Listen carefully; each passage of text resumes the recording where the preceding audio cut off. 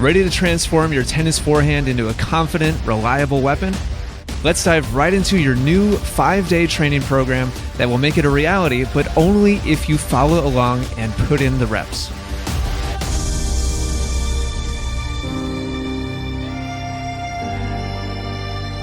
Day 1 is focused completely on developing a fundamentally sound framework for your forehand swing, and the first drill you'll do features slow, controlled shadow swings. The key to making shadow swings work for you is picking out a few primary focus points and being really mindful about executing them perfectly. In these first slow reps, I'm focusing on rotating my body a full 90 degrees, keeping my arm as relaxed as possible, and transferring my weight from my right foot to my left foot using an open stance. Make sure to use a long, smooth swing that finishes up high over your opposite shoulder with the butt cap of your racket pointing out towards the other side of the court. After you've spent a few minutes honing your open stance swings, you'll move on to a square stance. So many amateur players are only comfortable using one style or the other.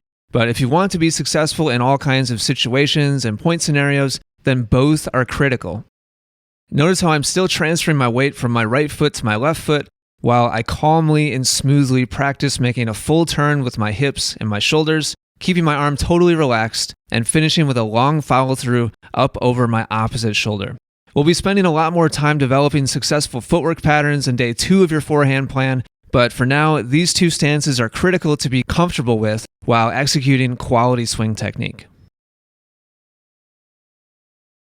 Once you've spent a solid 5 or 10 minutes becoming super familiar with your perfect shadow swings, it's time to introduce a ball into the equation. The key to making swing improvements stick and become new habits is to take it slow and progress in difficulty and speed a little bit at a time. That's why drill 3 is on the service line, and you'll simply drop yourself a ball while focusing intently on executing the exact same technique and speed that you did on the shadow swings. You'll notice that I started with an open stance, but after several reps, I make sure to practice my square stance as well.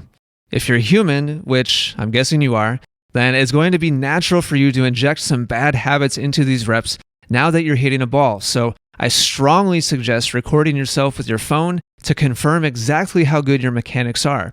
Otherwise, you'll just end up wasting your time.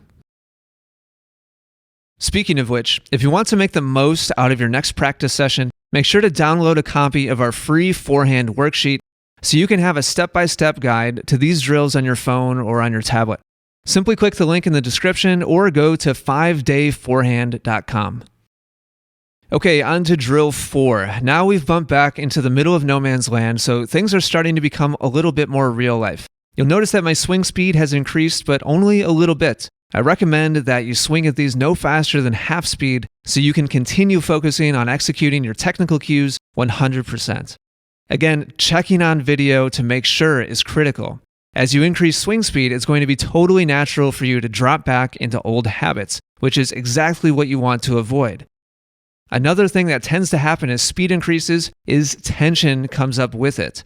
I highly recommend being mindful of how relaxed you are, and you should frequently remind yourself to keep your arm loose while your body turns forward and powers the swing. Don't worry about hitting any particular target yet. Instead, keep your attention on executing the swing as perfectly as possible. We'll get to placing your new and improved forehands later in this 5-day series.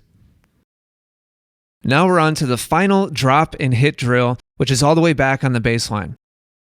Swing speed is now pretty much match realistic at a nice calm rally speed. For me, that feels around 75% or so.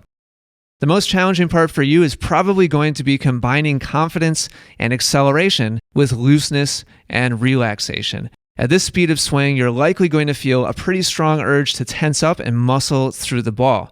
If you feel that happening, go back to some slow shadow swings, then hit a couple of half-speed swings before finally increasing speed to a more full rally pace again.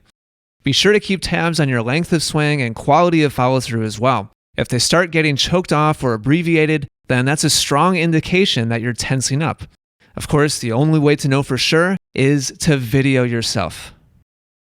Once you've made your way through all of the drop and hit drills, it's time to start bridging the gap between that super controlled environment and a real life rally, which brings much more variety and challenge. We'll do that in a progressive approach by starting with slow, calm, short court rallies. If you don't have a partner to hit with, then you can still do this with a ball machine or a wall as well, so no excuses.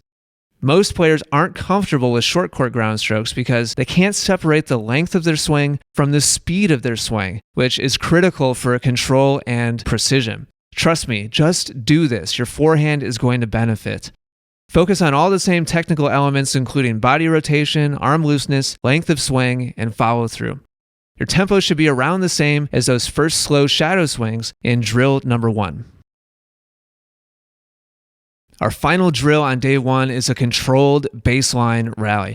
The biggest challenge here is controlling the quality of technique now that acceleration will be faster. As with the drop and hit progressions, you're going to naturally feel the urge to tense up and shorten your swing compared to the slow short court rallies. If that starts happening, then take a minute or two to move through some slow, smooth shadow swings. Drop a few balls to yourself to recalibrate your fluidity, and then go back to the rallies. Ideally, start these at around 50% of your max rally speed and slowly increase the tempo only as you feel confident that you're executing your swing technique extremely well. As always, record yourself if at all possible to check and see exactly how well you're doing so you can make improvements and adjustments the next time you hit.